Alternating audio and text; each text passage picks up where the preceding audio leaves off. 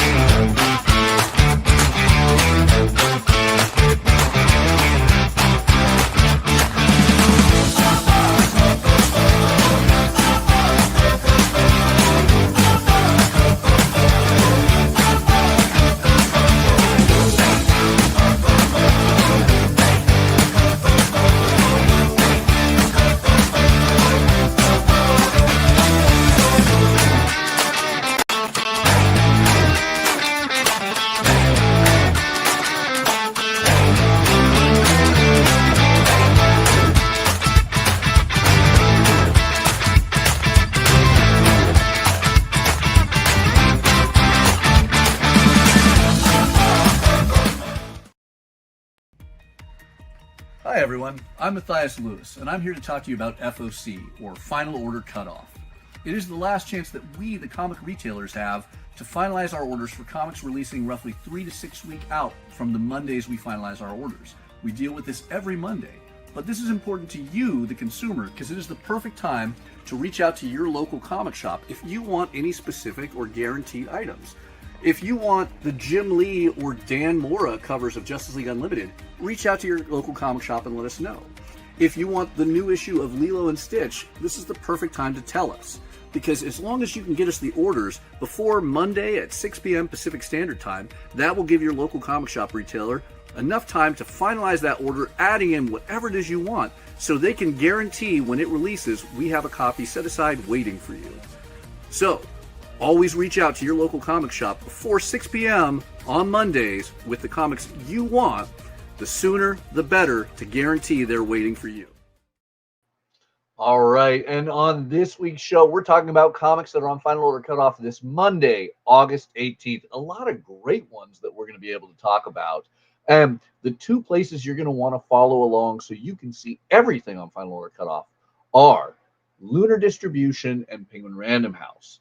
So I'm going to really quickly see if my wonderful producer, Kyle, who's with us, can show off. Yes, if you want to see all of the books that Image, DC, Oni Press, Massive, Antarctic Press through Oni, I think I'm saying some of these things over again, because Lunar Distribution has just become a huge catch-all. You're going to want to go to lunardistribution.com, where you'll see a website like this. You'll just scroll down a bit to upcoming FOC, make sure you're on the right date, and you can see everything. Now, the other place is going to be prhcomics.com. prhcomics.com will get your Marvel, your IDW, your Dark Horse, Distillery, Boom Studios, Kodansha, Square Enix, and more. Now, you're going to see a website like this, prhcomics.com. You'll see right at the top of the page, FOC for August 18th, 2025. Order these titles by Monday at your local comic shop. The sooner you order them, the better. But once you click that, you will see this wonderful version of the website. You're going to want to sort by A to Z, or however. If you want to keep it random sorted, you can do that. And you will see all of these amazing comics, all of these brilliant covers. And Kyle, if it's okay with you, I think that's where we're going to start today, PRH Comics. All right. So Kyle right now, unavailable verbally. We're going to do this FOC August 18th. Let's start off with some great Penguin Random House titles. We're going to just talk about the big ones, the big new storylines, the big new series, some of the hot variants, but you can scroll along at your leisure on these two websites and see everything so you know what to let your local comic shop know. Now, first off, Amazing Spider-Man is heating up. Joe Kelly has been doing a phenomenal job on this relaunch with Ed McGuinness doing artwork. Let's talk about ASM number 12, because as you can see, it's all of your favorite Spider allies going up against Peter Parker. I mean, I can see Silk, Spider-Boy, Ghost Spider, aka Spider Gwen. I mean, this is a full array of our favorite new heroes with arachnid touch in them going up against Peter. Why are they doing that? You're going to have to grab this issue to find out, but it's a big one. I think this is awesome. There's a lot of great covers, as you can see on there. We're seeing our new Halloween mask variants that I think have been really, really good. Net Tease, which is doing Marvel Rivals, but also Mystic Mayhem, their big new game. So obviously, Net Tease has been drawing a lot of attention to Marvel, and we have been seeing a whole new demand thanks to Marvel Rivals. Mystic Mayhem might be the new big one. A lot of wonderful continuing series like Archie versus Minor Threats over at Dark Horse. Blue Lock, one of my favorite manga, continuing in with its 22nd volume. Captain America, written by the Canadian legend Chip Zdarsky. But one of the big ones in the world of manga I want to talk about is Dragon Quest. If you have ever played an RPG, a lot of what you love can come thanks to Dragon Quest. And Square Enix, the popular video game company that did the Dragon Quest games, is finally bringing us, after 30 years, a new version of the original Dragon Quest. It looks amazing. We're getting the Mark of Erdrick. This is going to be a big one. As a longtime manga and video game fan, this is the big TTRPG style manga, a masterpiece coming in American tankobon form. So if you haven't read Dragon Quest or it's been a while, this is one to reach out to your store and order, especially if they don't normally carry a large array of manga. This is quite the one to read. So I am excited for that. But there's a lot of classic fantasy and styles coming in. We're getting Eerie Archives. Elf Quest is getting another graphic novel from the wonderful Wendy Peeney and Richard Peeney. A lot of fun to be had there. Another big one I'll be talking about momentarily. But Fantastic Four. You guys are all adoring it. I mean, clearly box office numbers are showing that this movie is taking off. So why not read the thing that led to the movie, the comic series, Fantastic Four from Marvel? Ryan North has been doing a great job at the relaunch. We're seeing a lot of variants on this, from Marvel Rivals, the Stitch variant as Stitch invades the Marvel universe. Once again, Halloween mask ones. The one that's grabbing my attention is that beautiful Tran Nguyen, but we're even getting Scotty Young and, of course, Disney variations on it. Well, the Scotty Young connecting covers, man, like those are the thing. Yes. I mean, each one spotlighting a member of the Fantastic Four, and they all connect together. There's my Kyle. How is my wonderful producer doing? We're good. We're good. I'm here now. We're good. Awesome. I love it. I mean, we're even getting, though, film Marvel Studio concept artwork. I love it. Like, it's Fantastic Four, but regardless, at the core, this is Marvel's first family, the big four. It just gets better and better. And Ryan North doing them great justice. I have been loving this series. But here's a big one. Here's my 80s nostalgia. And I get to say nostalgia a lot lately on this, as we have just been in a nostalgic era of comics drawing from 80s, 70s, and 60s, cartoons, action figures, and more. But with a big film on its way, He-Man and the Masters of the Universe gets a brand new #1, The Sword of Flaws. Tim Seeley writing, Freddie Williams II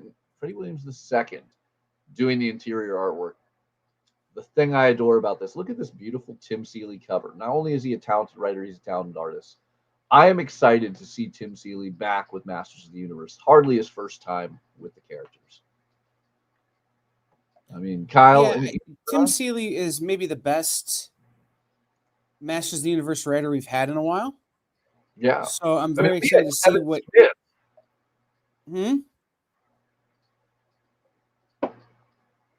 So. Yeah, no, I mean, I definitely liked his stuff better than Kevin Smith's stuff.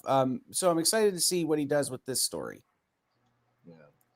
I mean, I'm excited for Freddie Williams' artwork again. I mean, Freddie is always a talented artist, but that cover by Tim Seeley almost makes me wish, not that Tim has the time, but I wish he was drawing it too. So I get the best of both worlds. I get Freddie in the interiors, Tim on the cover, and then, of course, Tim in the scripts.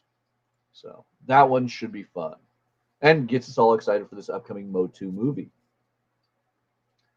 So a lot of wonderful continuing titles. I always got a spotlight as we prepare for 2026, which will be the 250th year of the United States of America. They are doing those 1976 bicentennial calendar covers. The hidden gems are the original bicentennial pieces, and then we're getting homages as Chris Campagna does the wonderful bicentennial Hulk for the. Do you remember what this term is for our 250th? It's the semi-quincentennial. The semi-quincentennial. Oh, this is why we keep you around, Kyle. That is too big of a word for me. My other job makes me have to know it. But yeah, so and then Philip Kennedy Johnson continuing this awesome stuff. Philip Kennedy Johnson, he is bringing the Hulk to some power right now with a big 2026 coming for Hulk. But Philip Kennedy Johnson's having a big year. We have some more. We had a big drop last FOC for a new series, and we have another big one when we hop over to Lunar this week. Well, and Philip posted something on social media yesterday that was kind of a big tease about maybe he's even got even more Hulk news. Okay, well, I've been talking to Philip. Hopefully, we'll get him on the show soon. But yeah, some amazing titles, some beautiful covers, some great trade paperbacks, new printings, all coming up. You can see right now. The big one I have to do is we talked about it when issue number 1 FOC. We told you someone big was going to die in Boom's Mighty Morphin Power Rangers Teenage Mutant Ninja Turtles Volume 3. It hit this Wednesday and someone big died. If you don't know who, you should go to the shop that you are ordering all of these books through and grab number 1. And then as you quickly flip through it, hit that stunning last page, let them know you want Mighty Morphin Power Rangers, Teenage Mutant Turtles, Volume 3, Issue 2. I mean, wow. Look at that Shredder Green Ranger. As if that wasn't enough, the big death at the end of issue number 1 is going to impact and hit the characters hard this issue. So definitely one you want to order. A lot of great covers for that. I mean, I know I'm getting that foil cover of Green Ranger Shredder. That's awesome. Right? Yep. Say less words about things that I want. Green Ranger and Shredder and foil. Yeah. Okay, shut up and take my money. Like, it's like, get out of my dreams. I mean, and then you got Black Cat over in Miles Morales right after 2 major first appearances in the issue that dropped this week. A lot of fun in comics right now. Marvel Rivals swimsuit skins as covers. Can't say no to that. But I mean, not a huge amount that we need to talk about at Penguin Random House this week. One, therefore, I need to spotlight as a Disney fan is the official Disney Parks dessert cookbook. This isn't a traditional thing, but now all of your Penguin Random House ordering comic shops, which are going to be most comic shops that have Marvel, Dark Horse, IDW, and Boom right now, you have access to a cookbook of all of your favorite sweets. And if you've ever been to any Disney park, Disneyland, Disney World, you have a favorite dessert. Kyle, you've been to a Disney park. What is your favorite dessert at Disneyland? No? Never been to a Disney park. Never been to a Disney park. Oh my God. I don't amusement park. Wow. All right. I'm too big to ride roller coasters generally, and I'm too diabetic to eat the food generally. So there's not a lot for me to do at amusement parks. That said, if they have fried cheese on a stick, I'm in. And if they have a recipe in this for Dole Whip. Ooh, that they may. Because, I mean, personally, one of my favorites will always be the Disney Dole Whip. I will ride Enchanted Tiki Room to death just to get easier access to the Dole Whip. But that's what I'm saying. I have had Dole Whip because people have brought it to me after they've been at a Disney park, but I've never been to a Disney park. See, now for me, it's got to be the beignets. Like, I love those beignets. So if I can get a cheat on how to make the beignets at home, this is going to be it. But likely most of you watching have either been to or heard about these incredible Disneyland desserts. So why not have the opportunity to make it at home? It will save you a significant sum of money of just park entry, parking, line waiting. Having to fly to LA or Orlando. Like, come on. So I'm excited about this, and the fact that we can get this through our comic shop, that's all the better. Maybe you order through your comic shop, and as a reward, you make some of these dessert and bring it to your favorite local comic shop or retailer. I'm telling you, if somebody did that for me, they would be my favorite customer. Probably. I'm texting this. I'm texting this to my brother-in-law, who is a Disney adult. Yeah. And then you took it off the screen. Oh, there it is. The official Disney Parks dessert cookbook. Remembering 101 sweet, delicious Disney recipes. That is awesome. Now, my brother-in-law is such. I've never been to Disney. My brother-in-law and sister go so often. My brother-in-law started a travel agency specifically for Disney. So I feel like if I know how to make the desserts, maybe my family will like me. So yeah, I mean, I'm excited on this, and it's a weird one. It's not sequential artwork, but this is something on FOC you can get at your local comic shop right now. All right, a lot of great titles. Obviously worth your time scrolling through. Some big ones, in the way of Predator kills the Marvel Universe, Quick Stops. Love these covers that Ryan and Noel are bringing to Quick Stops. But for me, I got to point it out. There is something killing the children. Just announced at Comic-Con this year, it is going to 100 issues. James Tynion, the Tiny Onion himself, continuing this masterpiece on TV show on the way. This is going to be awesome. And this seems like a big issue for Erica Slaughter. A lot of great covers. Once again, those UV spots, beautiful Tula Lotte pieces, all sorts of fun there.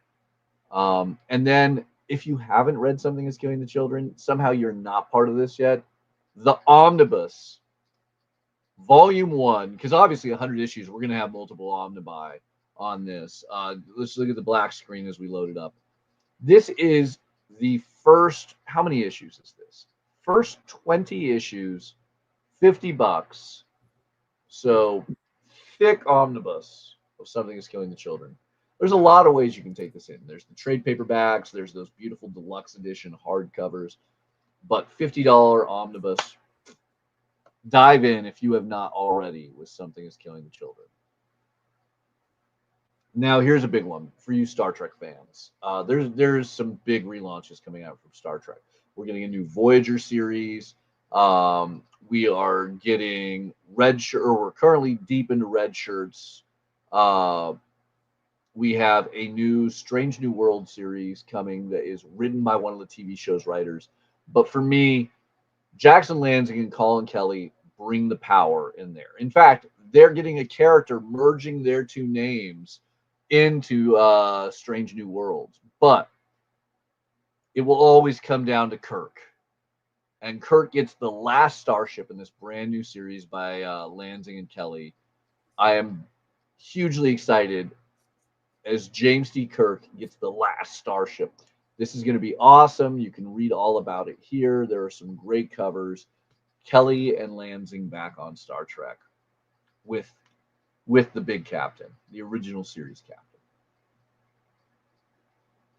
I mean, which one do you tend to lean towards, Kyle? Are you a Wars or Trekker? Star Galactica? Battlestar. Okay, no, I Starbuck will always be high in my heart. Don't get me wrong. Right. No. I prefer Star Wars to Star Trek, but I prefer Battlestar to all of them. And even then, Stargate is somewhere up in there too. So I'm excited for the last starship. Yeah. The solicitation on this looks really cool. The information that I've gotten because of local comic shop day and things like that, where this book is a featured book on local comic shop day, is interesting. And it's Colin Kelly and Jackson Lansing. Say what you will, feel how you feel about, their giant size X-Men stuff, but I'm excited to see their take on James T. Kirk. Yeah.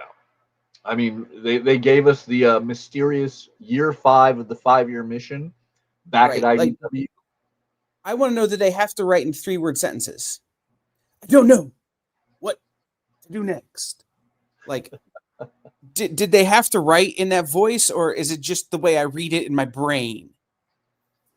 So here's my favorite part about this. So when I was talking to them at San Diego Comic-Con, they know for a fact that there is a copy that was requested by William Shatner that is in his hands. So I can only imagine how the captain himself is enjoying reading this. If he likes it, will he get them to bring back Tech Jansen or Tech World? Tech World, yes, Tech World. Tech Jansen would be the great Stephen Colbert. Stephen Colbert. I mean, Stephen Colbert doesn't have the Tonight Show after this year, unfortunately. I hate to be the guy saying that out loud, but maybe it will lead to him with some spare time returning to Tech Jansen. Tech World. Tech World, yes. Tech World would be William Shatner. Yeah. So now on the opposite end of the Star Wars, we leave Star Trek to go to Star Wars. Star Wars continuing on with the great Alex Seguro and Phil Noto. But the best bounty hunter there ever was, Boba Fett, is getting a brand new black, white, and red anthology. The first one starting with Benjamin Percy and Chris Allen. Look at that beautiful Alex Malik cover. And there's some great covers on Boba Fett. One of them making its way to our top 10 tonight. But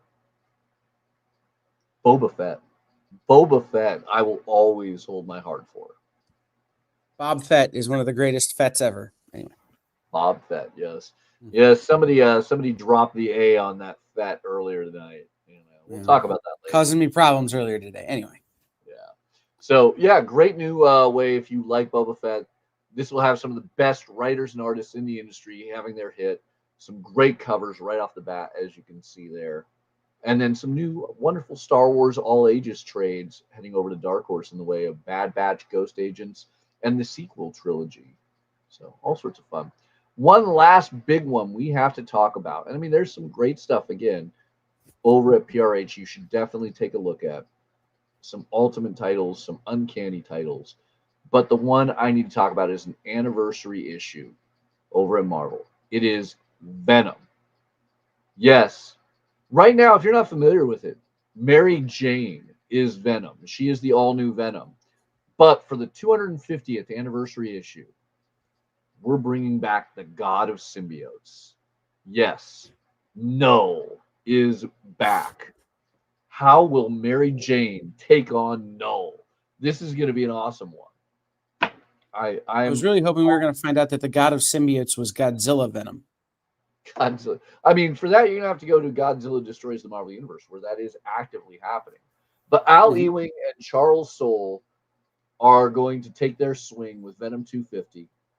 Al Ewing, the writer of All New Venom. Charles Soule, who is currently writing Eddie Brock, the guy who originally fought Null, over in Eddie Brock Carnage. We're going to have Terry Dodson and Carlos Gomez doing interior. I love Terry and Rachel Dodson. And Carlos Gomez is the reason I'm showing this amazing Gomez cover. Again, another book that will make it into the top 10 later this evening. So definitely worth paying attention to. But Venom 250, this is a big issue number and a big story. I want to see MJ Venom versus the God of Symbiotes. No. It's going to be awesome. So, like I said, it was a short, sweet PRH run today. You can see it all at prhcomics.com. But I know that we have a superstar guest coming. So I think we do a quick commercial break and we bring back this legendary author to talk. What do you think, Kyle? Let's do it. All right, let's do it. Quick commercial break. Sure, comic books are beautiful, but underneath, there's something more authentic and exciting. The original art. See the pencils, the lines, the shading, as if you were there in the studio watching the artist work. Getting a peek at comics' backstage is easy with the original art experience. All right, Friday night, guys. Thank you for being here.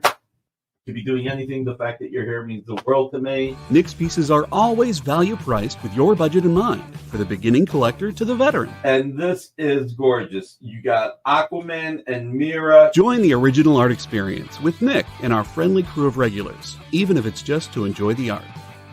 Fridays at 7. It's all part of the experience. Remember, guys, tonight, only on the original art experience, Nick is giving away a Jay Lee cover to celebrate the 500th member of the original art experience Facebook group. So make sure you tune in for that tonight, 7 o'clock Eastern.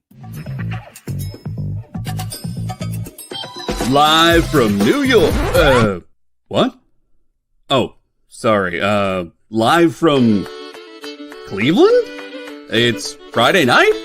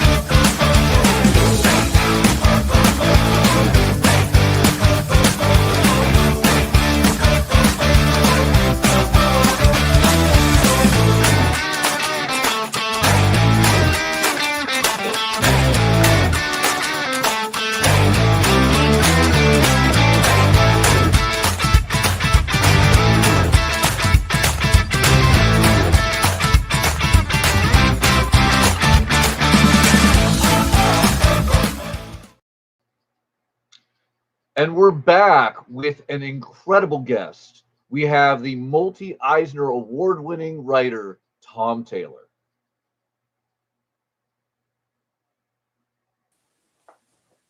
Hello. Just as you said, I should say, so I'm just going to tell people I'm on the other side of the world. Things are a bit weird.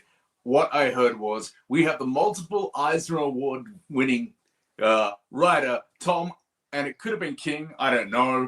So I just assume you now want me to speak. Hi, everyone. Hey, Tom. So we do know there might be some connection issues with that distance of an entire Pacific Ocean. That must be it, yeah. Yeah, the internet only goes halfway. It's a thing a lot of people in America don't realize. Yeah. All right. Worldwide-ish web. Yeah. There we go. I mean, I imagine it's a dangerous place, Australia. The lack of internet, perhaps the biggest threat. Absolutely. Yeah. That, crocodiles and the lack of internet, about the same par. There we go.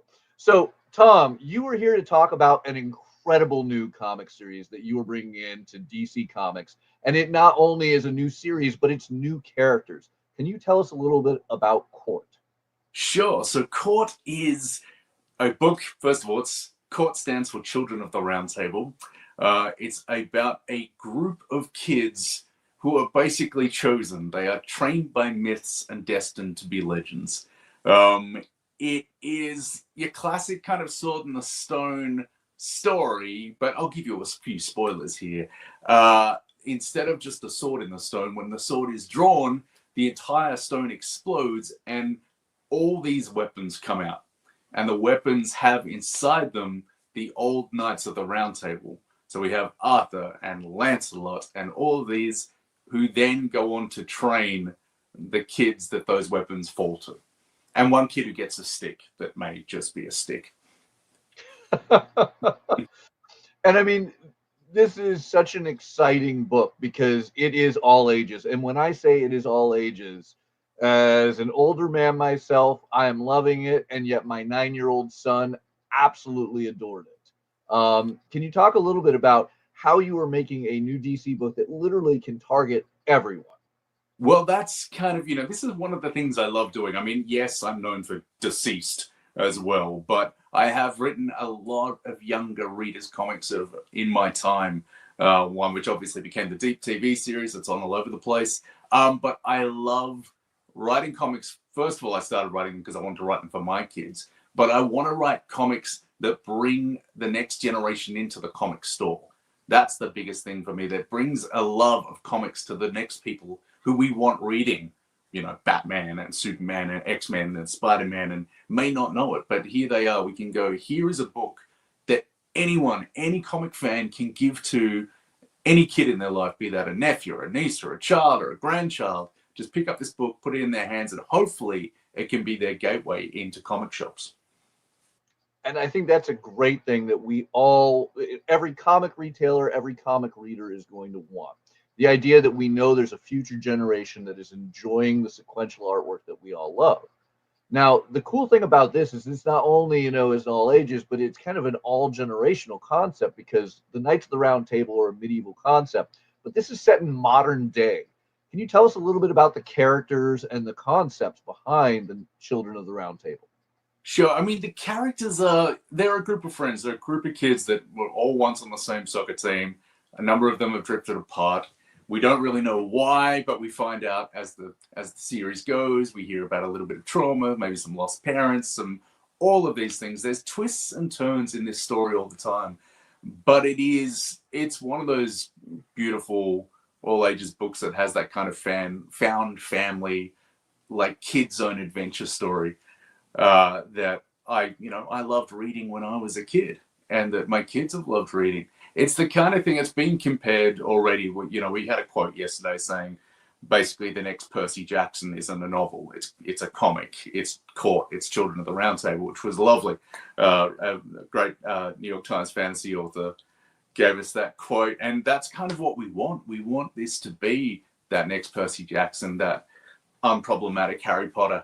That's that thing that hopefully, if this hits, if retailers like it, if fans like it, then it would be great to not just write 6 issues, but to continue on and have them grow up in every single arc and grow up with the readers. Daniele and I would love to still be writing this when these characters are 18. And one of the things that I adore about this is you instantly fall in love with these characters as they instantly become heroes. It's a lot like the metaphorical spider bite of Peter Parker, where this is a normal kid who becomes a hero right then and there, and it could be any one of us, any one of these children, we could be when you have that moment where they pull the sword from the stone. So can you tell us a little bit about some of our protagonists here that are so incredibly relatable and amazing? Sure. So you've got, well, if you're looking at that tie cover, that was so good. We have Fel there on the right and Connor sitting on the steps there. They are basically our sort of major two, I will say. They are our Lancelot and Arthur. And if you know anything about Lancelot and Arthur, you know that these are friends, but also competitors. And when we first start the story, they are actually playing on 2 different soccer teams. Literally, Fel is lining up for a penalty against Connor. And over the course of the first 2 issues, actually, you get to learn quite a bit about those 2 characters. You learn about Fel living with her mum. Her father has gone. She has a dog called Cabal, an Irish wolfhound, who's more of a horse than a dog. And then in issue 2, you'll meet Connor and find him living with his grandma because his parents are gone. And it's a lot of classic comic book storytelling. You get everybody who's read this. So we are already getting, from artists who've read this, we're getting fan art of Connor already from people, which is amazing. And then you got Kevin in the background there with the glasses, who holding his stick, who very quickly becomes kind of the heart of the book and the comedy relief. You've got Quiet Hanan there and Ash, who's very sarcastic, and our twins. And you're going to meet a lot of, well, not too many more characters, but there are some surprising characters to come as well as the universe expands. And I got to say, this is one of those great ones where you can literally, as a retailer, you can put this in almost anybody's pull box. Whether they're an adult who is loving your Nightwing or Dark Knights of Steel, you can enjoy this. It can go in anybody who ever bought Once and Future. They will love this.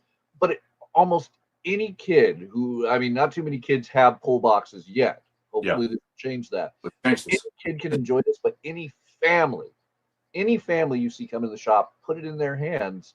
This is great for everyone. And my favorite part, I can honestly say, having read the first 2 issues, is I read the first issue with my son, and he loved it as much as I did. It might be a competition on who loved it more. That is amazing. And look, you let me know that earlier in the day, and I let Daniele know that, and he was incredibly chuffed to hear it. Very excited over in Italy. But I love that DC have taken this swing with us. Like there has never been, as far as I know, at DC, a creator-owned new IP, literally all ages book coming out in floppies. We've seen graphic novels and everything that they've done there and in that middle grade format, but this is the first time they've tried this, and in a way, this, if it doesn't work, then TC will go, oh, well, but if it hits, this could be the start. And this could be the thing that every time you're in a comic store, and we have some great comic stores here in Melbourne that have kids sections, and just being able to plonk that there and have a safe space where kids can go and you can hand it to them at the counter. This is what we want for this book. Yeah. So FOC on this is this Monday, obviously, as everything we're discussing today is, and it will be in store September 10th. Now, right now, it's listed as issue 1 of 6. It's a 6-issue miniseries.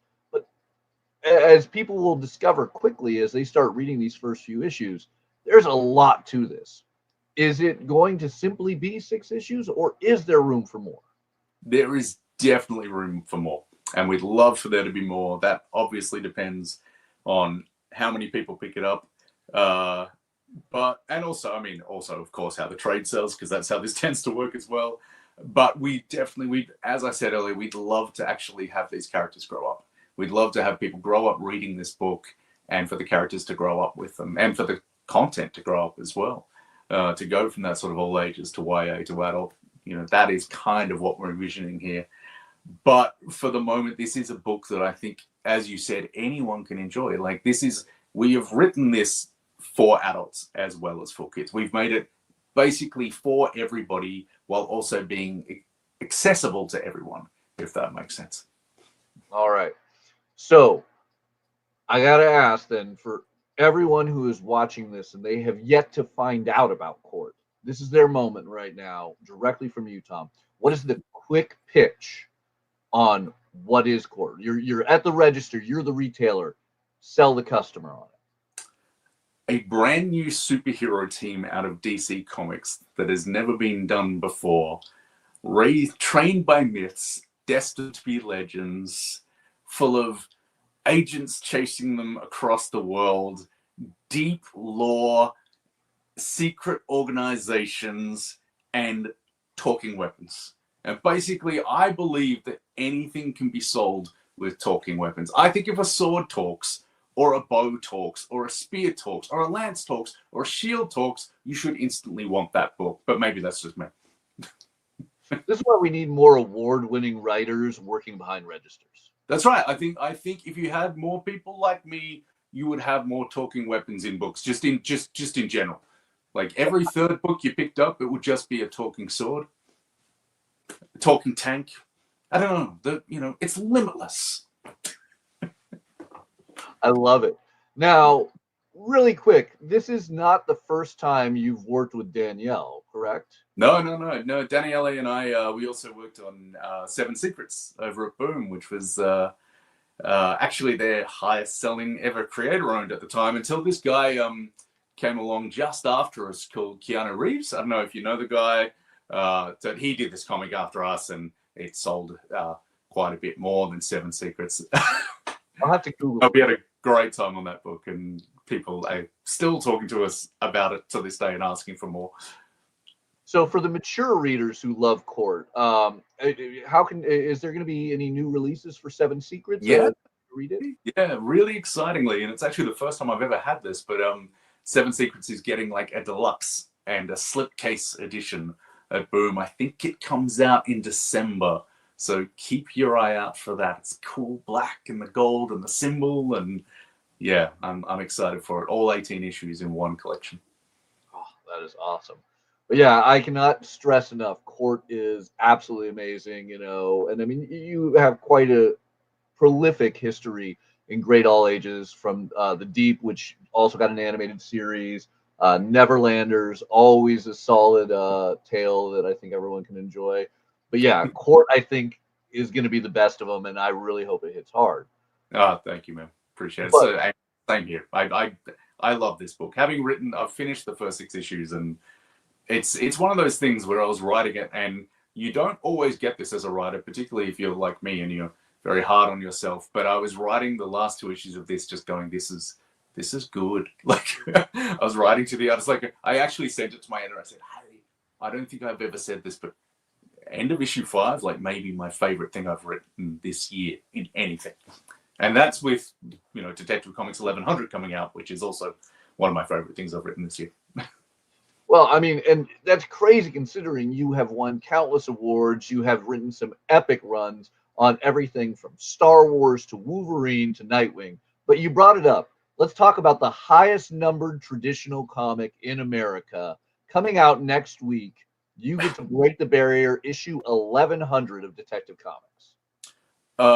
Look, this is an absurd thing. I just have to say this. I just have to say it right off the bat. Like, I'm from Melbourne, Australia, and I'm writing Detective Comics. And I'm writing Detective Comics 1100 with Mikkel and this incredible team. And you've got Greg Rucka there, and Bill Sienkiewicz, and Mariko Tamaki, and Dan Waters. And like, it still doesn't quite make sense to me. It's kind of like a Matrix thing. It's like, is this real, or am I going to wake up soon?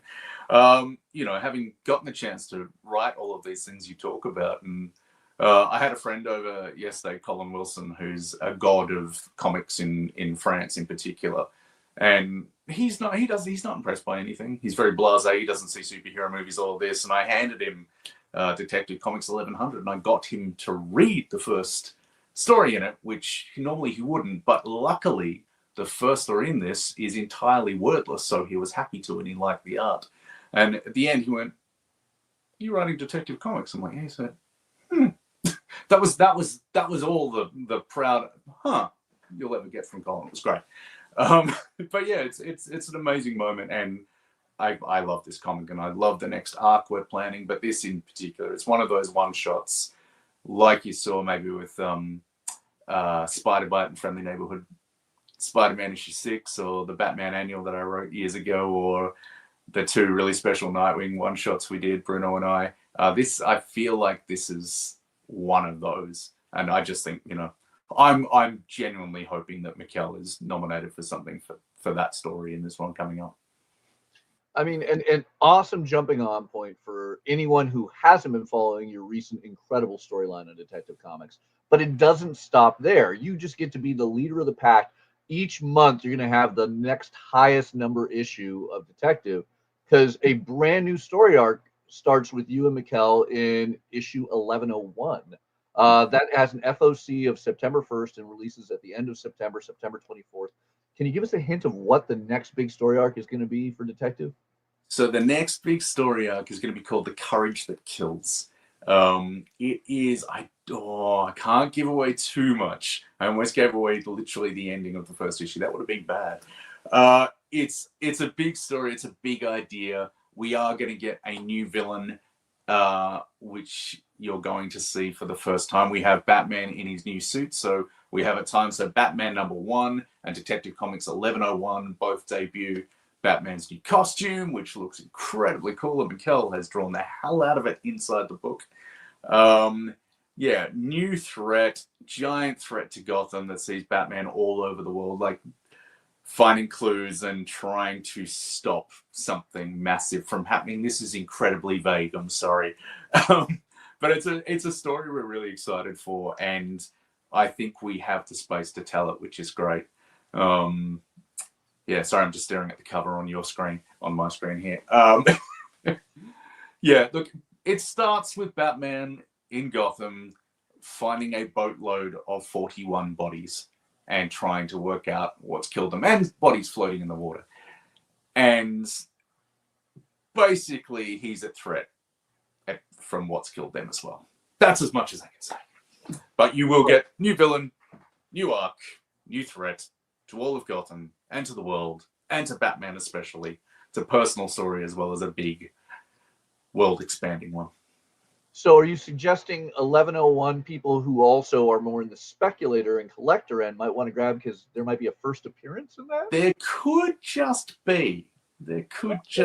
Or it could be 1102, because I literally can't remember. Was that helpful? So definitely somewhere in that opening arc, Definitely, yeah. And we're grabbing ordering big on 1101 and 1102. Yeah, and also probably 1103. And then I think the villain will finally show up on the cover of 1104. Yeah.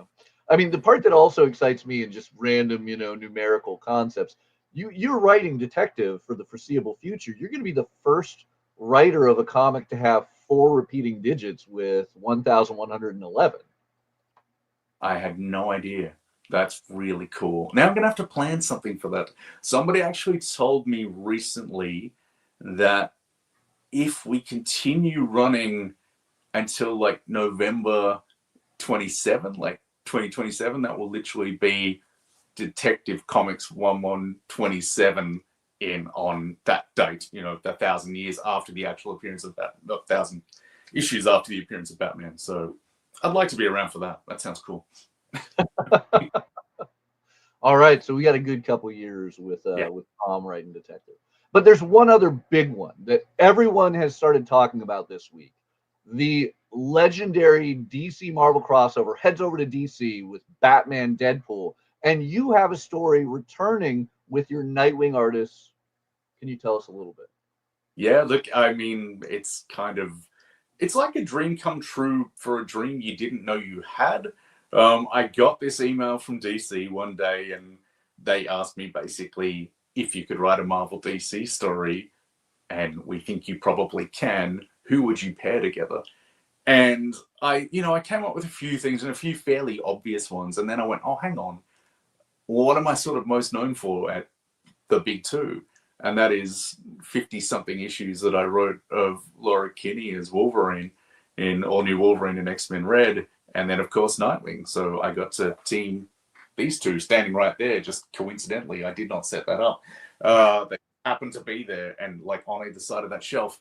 I pitched this, and the response from Marvel was almost immediate. Like, DC just said, yep. And Marvel, they said, okay, we'll ask Marvel. And they're like, yeah, that makes piles of sense. And having Bruno draw it is incredibly exciting. It is, look, this story, obviously, it's an 8-pager. It's not a giant opus.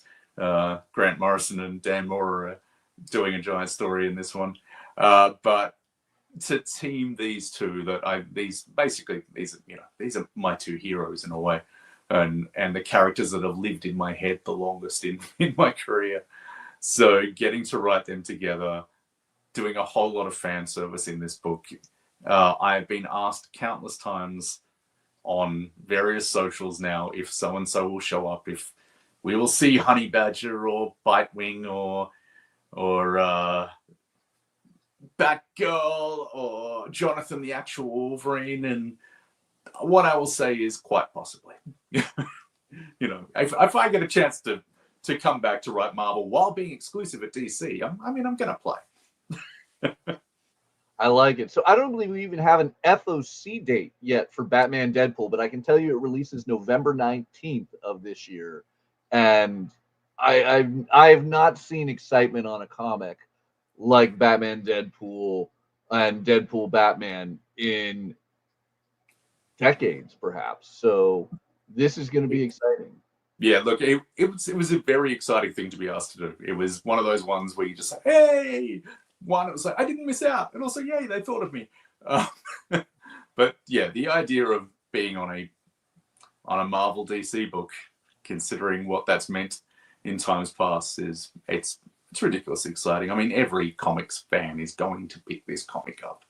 I'm gonna buy piles of these myself just so I can have them.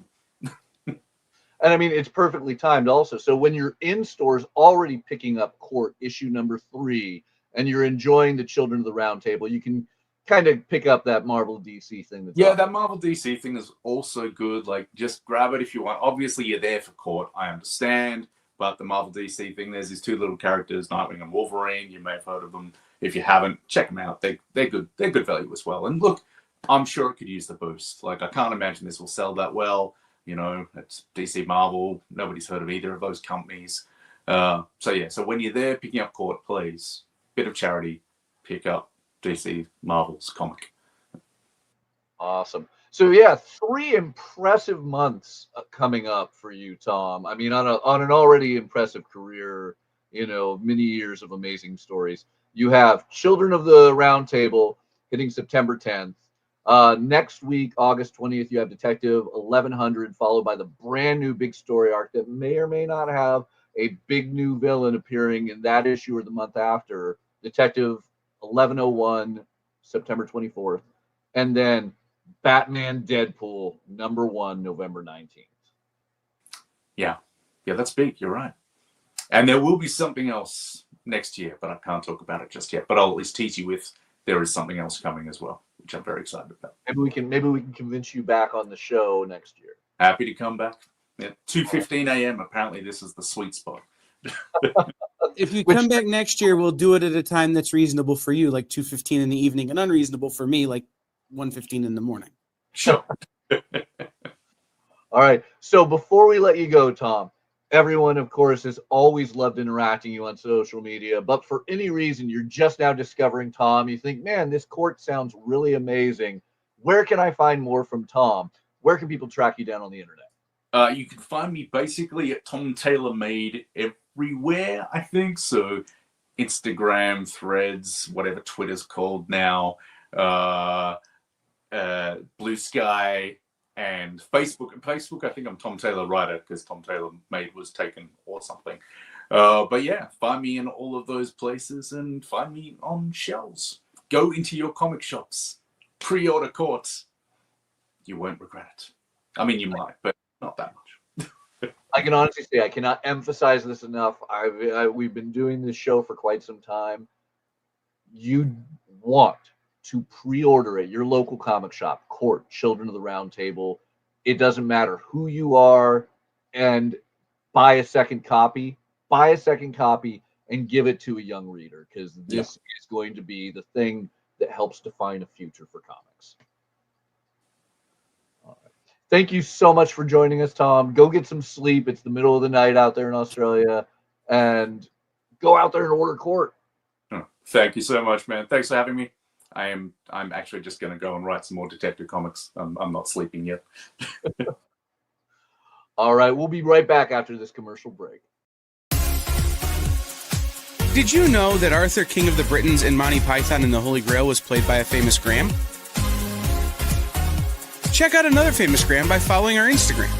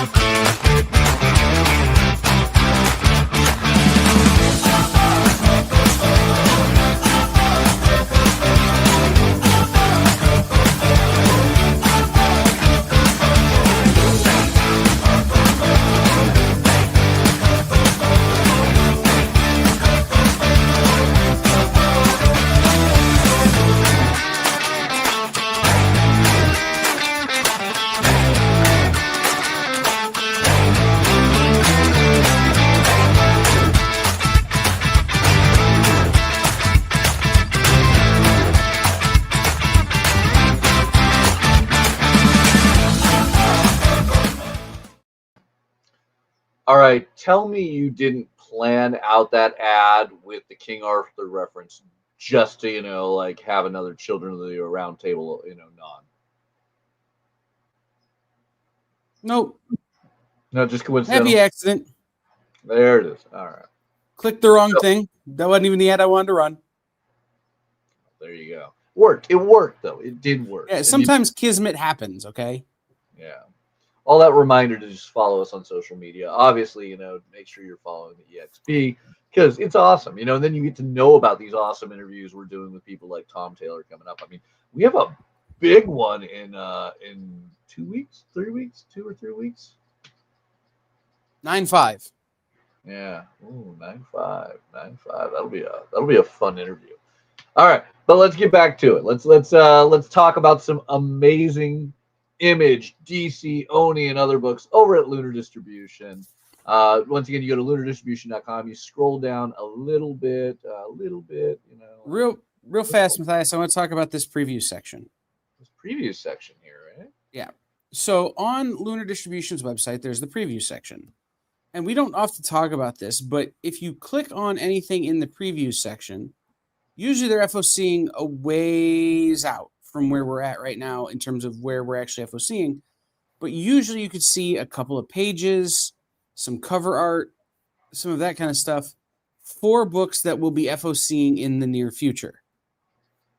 So this week, one of the things that I wanted to kind of mention, or two books I want to mention, were The Art of Sean Phillips from 2000 AD, which is a giant art book celebrating the legendary Sean Phillips' work, specifically on 2000 AD. So, we're talking about his Sean Phillips as Dr. Dredd, Judge Dredd, Dr. Dredd, Judge Dredd, and some of the other his ability to serve justice. Right.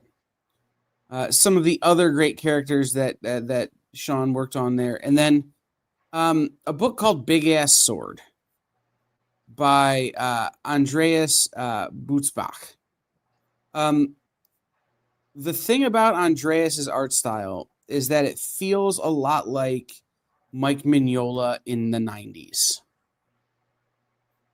Early Mike Mignola stuff, even pre-90s, I suppose. But a really cool book, Big Ass Sword. I enjoyed it when I read it. It's old school feeling heavy metal. Even Simon Bisley gives like a nice pull quote for it. But the thing about it is looking at that section and getting to see those pages is a super fun way to kind of preview things before they hit FOC. Yeah, I mean, those books do not release until October and November, respectively, but they both, oddly enough, both have a very similar FOC date of September 29th. So you got more than a month to let your retailer know if you want those. And they're big books, so you might want to let them know and save up a little bit early. Yeah. Mm-hmm. But I do always love the preview section because you can scroll through there and see a lot of amazing upcoming titles. Some of them even on FOC in the past week. I mean, we see some things that were on FOC last week that we talked about. We see things coming up right about now. So, I mean, fun things to take a look at. And it's always good to see preview pages, see what the interior looks like before you get the order in. Right. Greg wants to buy Big Ass Sword. Yeah. I mean, a lot of great ones on there. But we're talking about things on FOC this week. So let's go a little bit lower to upcoming FOC. Note that it's August 18th. Make sure you're on the right one.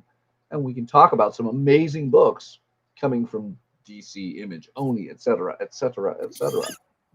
Got to get that King and I reference always in there. But yeah, Absolute Batman, Action Comics. Oh, I've been loving Mark Waid's Action Comics lately. I love seeing the young tales of Clark Kent in Smallville and early Metropolis. Big ones, though, that are coming up. Aquaman is back, reunited with the Justice League. I am so excited to see Aquaman with his brand new powers. Jeremy Adams has been doing, perhaps some of the best Aquaman, I think, since Peter David. I know that's a mic drop of a statement because we had people like Jeff Johns and more handling him in the past several decades, but this is amazing. I'm behind on my Aquaman. What is his new power? Does he no longer speak to the fishes? Oh, no. I mean, I'm not going to spoil things. You will definitely see it in Aquaman #9. But Aquaman's back. He's a dad. He's a good husband with Mara. We're seeing, some beautiful Mara covers right there. Don Aguilo and Leslie Lyrics Lee, some fun with Aquaman. So definitely worth paying attention to. Definitely issue 9 will be the one to hop on if you have not been reading Aquaman. And all of the insanity that has been making Aquaman very relevant with the DC All-In era. Batman and Robin also going to get a brand new arc with issue 25. Philip Kennedy Johnson is giving us a new Robin costume with Fico Ocio, who is one of my favorite South American artists. And there's some brilliant art talent down in South America. Philip Kennedy Johnson, Fico Ocio, brand new arc on Batman and Robin. So you get that Bruce Wayne, Damian Wayne fun there. Loving that. That'll be awesome. Great covers available for those. Also, I think that'll be the very first of our spicy pumpkin, our pumpkin spicy variants to be dropping in September to lead into Halloween season. So we're gonna get a little sexy, spooky season. Kyle, you're not down for the spicy pumpkin. It's a bit of a twist on the pumpkin spice. Fool this man! Oh. Okay. I'll see how it is. I'll keep my pumpkin Can we spice. not get like a instead of a pumpkin spice? Can we not get like a hot apple cider variant? Like, why we got to cater to the Starbucks crowd, huh? Whoa, whoa, whoa. I mean, I'm just going to throw it out there. Pumpkin spice is as American as you get because it is some allspice flavor right there. Okay. Not everyone's pumpkin spice with the pumpkin spicy, but hey, Food should not be that go and color. give a little bit of love to Bruce awkwardly driving the Batmobile out to some caves to go spelunking while climbing. You know, is it spelunking if you're going upward? No, I don't know. You know, that's the interesting one. There you go. But yeah, beautiful cover, and you're gonna get some sexy for the girls, sexy for the boys, and all these great spicy pumpkin spicy covers coming out in September from DC. A lot of great continuing series from all these wonderful publishers. So make sure you go to lunardistribution.com to view them all. But I talked about a lot of nostalgia earlier in the show. Here is some great nostalgia once again, as Jimmy Palmiotti brings us Blue Falcon and Dino Mud, bringing them back for a whole new generation as well as those who remember them. A lot of great cover artists on this. Everyone from Lucio Perillo, Jimmy's stunningly talented wife in the way of Amanda Connor, one of the best artists in the industry, Joseph Michael Linster, Francesco Mattina. I mean, it's like Nikki Barucci knows how to bring these talented artists to these great covers. So you make sure to pick them up with the beauty of the cover and then hopefully flip them over for the talented interiors of Jimmy Palmiotti and Pascal Quilano. Oh, love it. I mean, do you have any fond memories of Blue Falcon Dynamite? Are you gonna feel old if I say no because it was before I was born? Ah, you youthful man. Yeah. I don't really, but I do have fond memories of when these things would come back around on Cartoon Network. Yes. I mean, well, I think that's a lot of it for a lot of current comic readers. I don't have strong story ties to this. So for the first time, with a couple of really for the first time, there's one that I'm looking forward to ordering that I don't have a strong connection to. There were books like Herculoids that I had like no connection to, but I also wasn't a fan of. I was a fan of this when I watched it on Cartoon Network.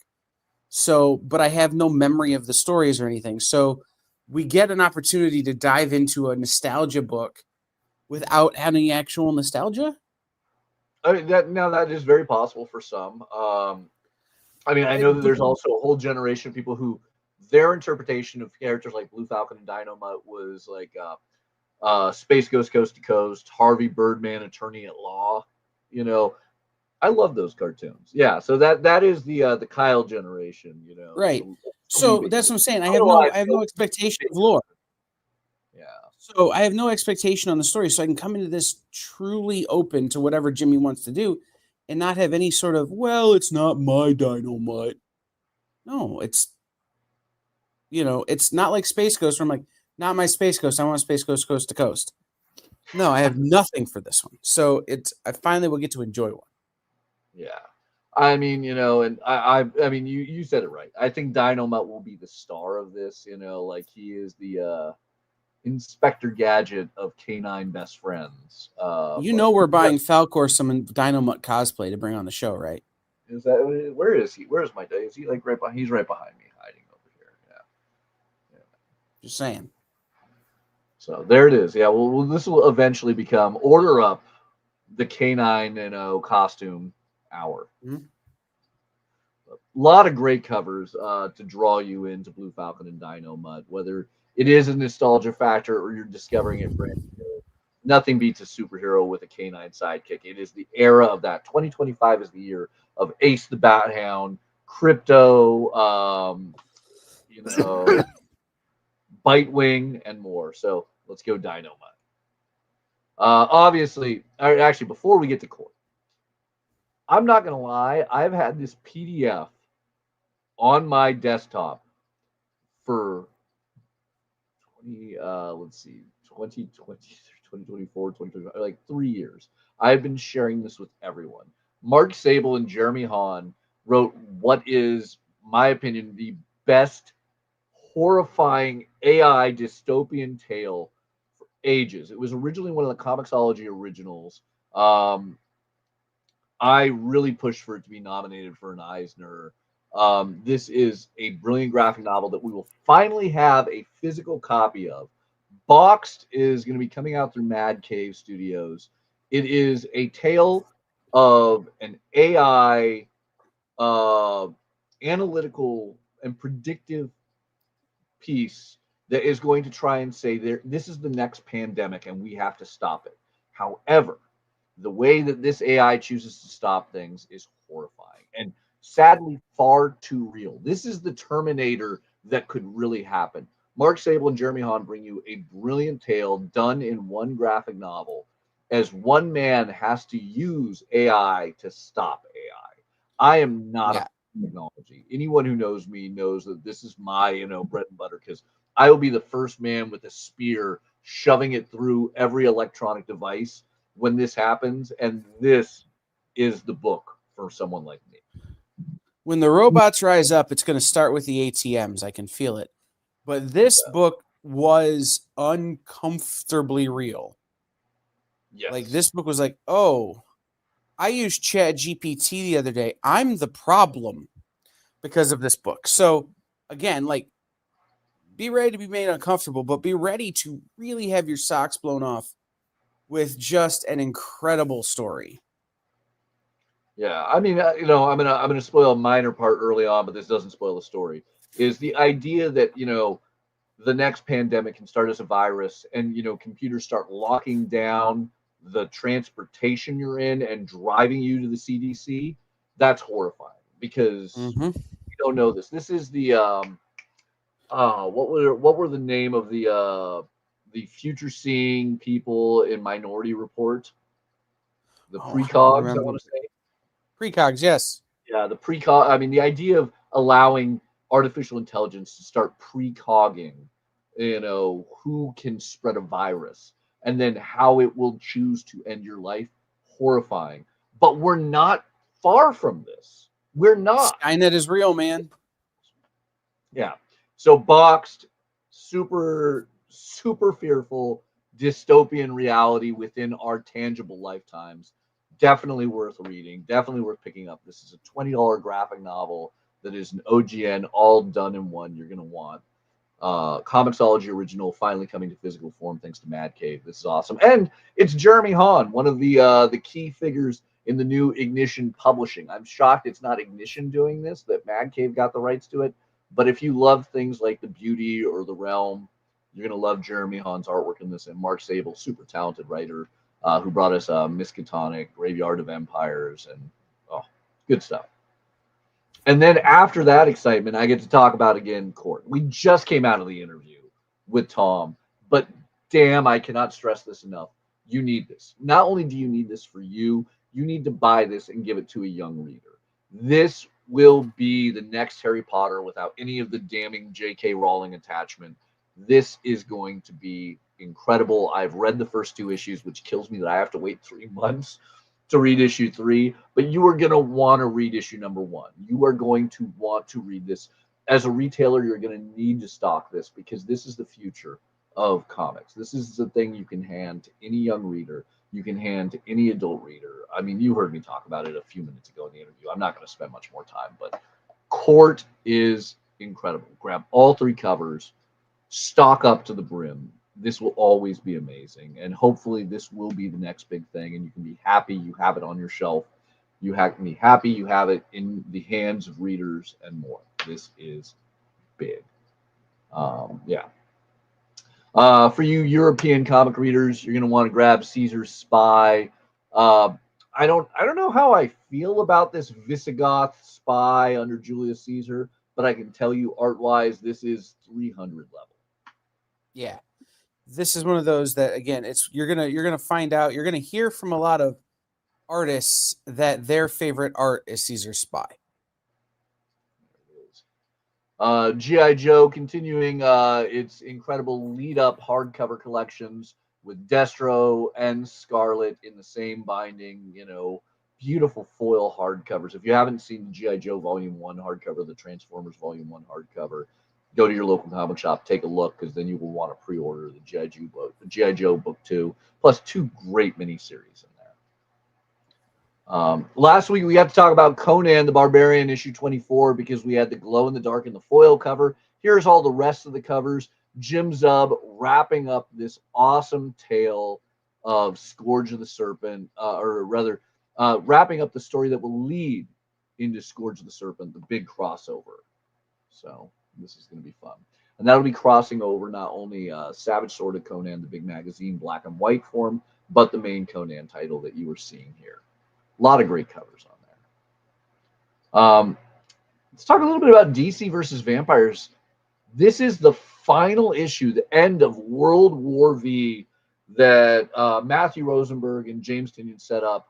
We're going to see that final battle, hopefully, with the Queen of the Vampires. All of this has been building up. You get to see some of the mysticism with that. But I think you're a fan of the Dust in the Wind cover, right?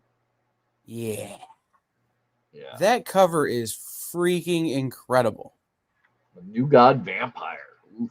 Right. Like I don't care about Mr. Miracle particularly. I'm a Dustin Wen fan, but this cover just screams DC Vampires. Like it has everything you want. There's something about the way the mouth is shaped and the fangs and the blood and his head and the knowledge of who Mr. Miracle is. That just turns this vampirism. Yeah. But it just turns this whole thing into something that I think has the potential to be extra special in terms of that cover. So I wanted to stop on that one just because I am so in love with that cover. I ordered this book and I hadn't ordered any of the previous 11. Oh, man. Yeah. If you have not been reading this book, go back, get the trades, get the single issues if you can. I mean, Trades ordered. I have the trades, but I don't have the singles. Super talented writers. Otto Schmidt, one of my favorite interior artists currently doing comics, doing the interiors. And then you have just the stunning covers of Dust in the Wind, Otto Schmidt, who does this. So, by the way, if you love this cover, this is what every single interior panel looks like. And then you get, Dat Fan, doing this amazing piece with all of our mystical, trench coat mafia characters of the Phantom Stranger, John Constantine, Dr. Fate, and Spectre. Oh, this series has been brilliant from the get-go, issue number 1, and has gotten more and more amazing with this dark, twisted world developing that I love with DC Elseworlds because it's an Elseworld. Every one of your favorite DC characters, DC heroes, DC villains, they're all at risk. They can die at any moment. Many of them will. I can't believe some of the people that have survived this long in World War V, and I can't guarantee that they'll survive the final issue. Yeah, nope. The dead opposite of Twilight. This is a true Twilight, without the shiny vampires. It's true. All right. Big ones we got to talk about in the way of reprints. Absolute Batman #1. If you still haven't got it or you have 1 million copies of it, this is the work in progress edition. It's going to be done in the full 11x17, so it's going to be the size of the original artwork, and it's going to be the original artwork of Nick Dragotta, which I will never be able to afford, so it is cool to get a artist edition-esque version of the single issue. And $15, I mean, you can be paying more for a traditional size copy of Absolute Batman #1. This will get you that big, oversized 11x17 with all the original art. Another one that's getting another reprint, DC X Sonic the Hedgehog. This has been a great bit of fun.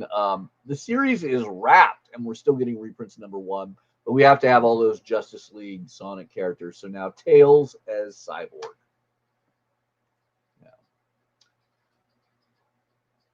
James Tynion fans. James has been doing a lot of number zeros. I think the first one, Greg might be able to tell you, was Boom, Something is Killing the Children #0, which played a bit of a prequel to Something is Killing the Children.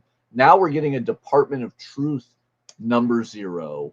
And James is bringing back the man who helped drag him into comics, Scott Snyder. You're getting 2 all-star writers, James Tynion IV, Scott Snyder, with Martin Simmons, of course. And we're going to get a backup, the start of the Scott Snyder backups. They give us a little bit of the secret history of Elvis. Right. And, well, and the Scott Snyder stories are going to have the Josh Hickson art. Yes. Yeah. So Josh did Images the Deviant.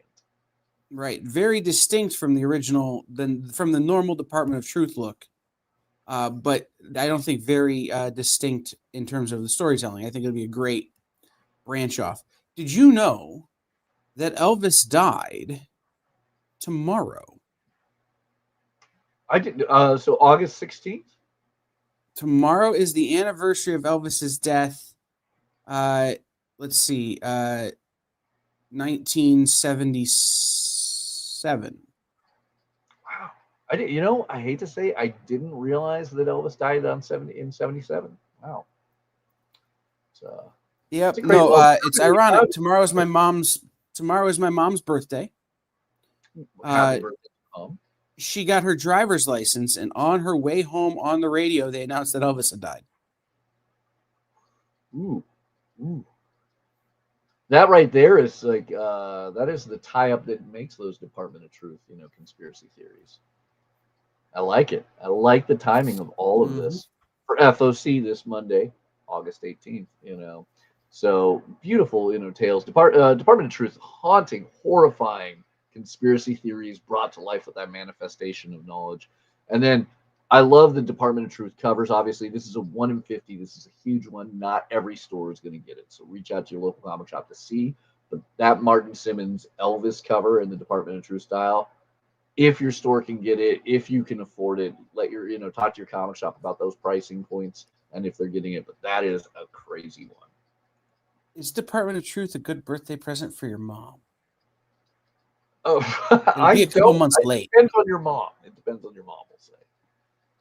So, a lot of great news. Another big one we're going to talk about because it's a local comic shop day cover. Dusk #1.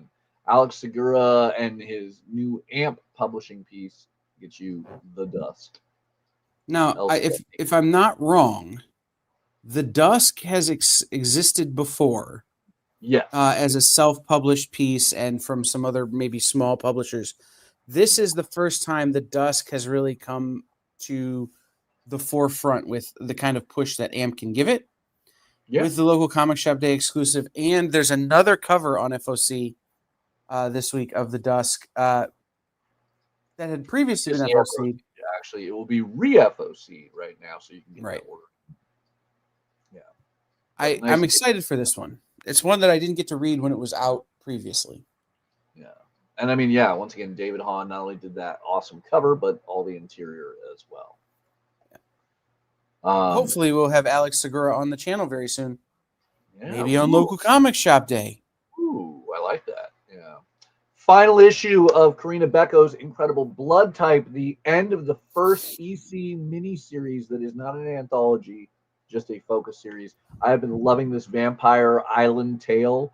Karina and Sorrentino have been doing a phenomenal job. I love all the Mercado A covers, but I mean, all of this has been just great. Just awesome, haunting, horrifying, good vampire telling. And I love Karina Becko. She is a super talented writer. Obviously, another incredible creator. The team of Tony Fleeks, Trish Forrester, Tone Rodriguez, and more. I'm wearing my Feral shirt, my Feral Tour shirt, so we can talk about the brand new story arc starting in issue 16 of Feral. Love those haunting, horrifying covers. Not to mention, we got to do the homage. There. Feral 16, start of a new story arc. This has been an emotional roller coaster, and Tony has been teasing me issue after issue. Every time I go like, oh, come on, Tony, what are you doing? I'm sitting there texting Tony, and then he texts me back like a page from the next issue to tease me even more of, are these cats gonna live? How are they gonna survive this zombie-like apocalypse of rabies in the cat society, cat community, cat environment, culture? Yeah. No. Virus. We were talking about on another show. We were talking about our favorite cover gimmicks right now. Yeah. And I had to go basically anything Tony Fleece does, because the movie variant or the movie poster homages, the mirror variants he's doing with Bad Idea, like if you need an idea of how to make your cover stand up, I think Tony is the person you need to reach out to. Yeah, he's brilliant. In fact, Tony has a really cool variant. Unfortunately, a ratio variant on a book we'll be talking about a little bit later today. Awesome stuff. Yeah, Tony's killing it. I actually just had the pleasure. I was having dinner with him last weekend, and I was kind of going on about like, man, talk about the boom from like a long and amazingly talented start to just being the hot creator, writer, and artist on everything right now. Mm-hmm. So a lot of fun. We had the final issue of Fire and Ice, some amazing covers on that. The incredible Aubrey Sitterson wrapping up his first arc of Free Planet. Very psychologically driven tale right there. A lot of wonderful. I'm excited to see more people jump onto Free Planet once the trade comes out. Yes. I know there were a number of people who were like, I really want to read it because of the way you guys talked about it, but I need to wait for the trade. I can't wait to talk to more people about Free Planet. I've been reading it issue by issue. I can't wait to talk more about Free Planet. It is once again very psychological issue or series, psychological series, and it's ongoing. Yeah. Green Lantern continuing on some stunning covers. I will never stop talking about it. I prevented myself from putting this in the top 10 because we've done so many of the Rian Gonzalez paper doll covers, but I got to show it off. Rian Gonzalez has designed something awesome with that when we're talking about these amazing covers. I love these. Speaking of crazy covers, so we're going to be a little ahead of things. The traditional covers of Heat Seeker Exposed will be next week, but they've been doing these awesome foil covers and other big things that require a week lead time.